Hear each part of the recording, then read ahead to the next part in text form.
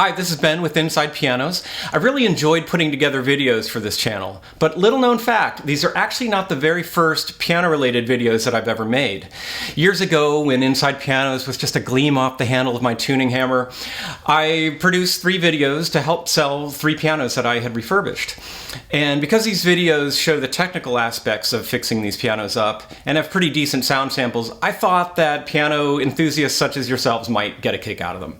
So this is one of 3 videos that I'm releasing under the series called From the Vault.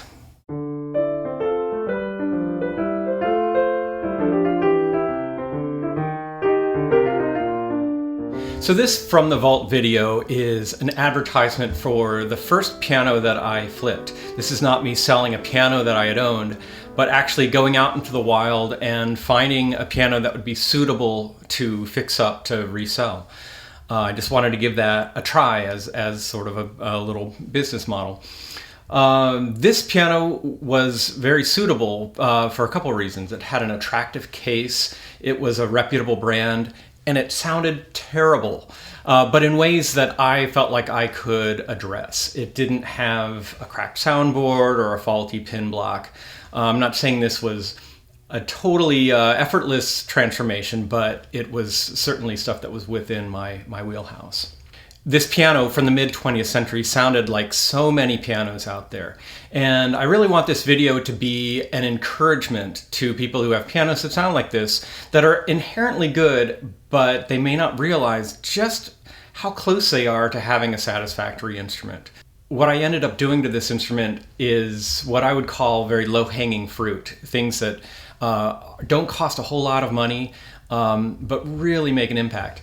And with this video, I did a pretty good job of doing before and after recordings of the piano generally, but also I'm always going on about bass strings and how they can improve a piano.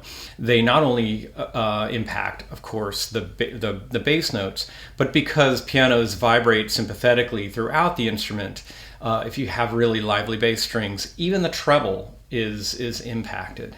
So I've got a little segment that illustrates the difference in the bass strings. The last thing I'll say is that after rewatching this video, I hope that I've gained a little charisma over the years. It's a bit on the somber side, but it does have some good footage and some good recordings, so I'll let you enjoy.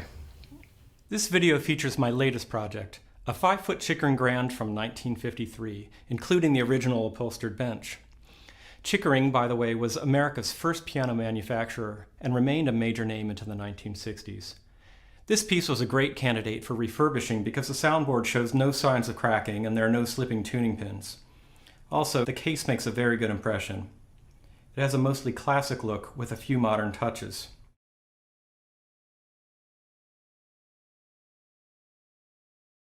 Original ivories survive in surprisingly good condition. Judging by the light amount of wear on the action, the piano appears to have received only sporadic use. But despite its inherent strengths, when I purchased it, the sound was stale and the action way out of adjustment.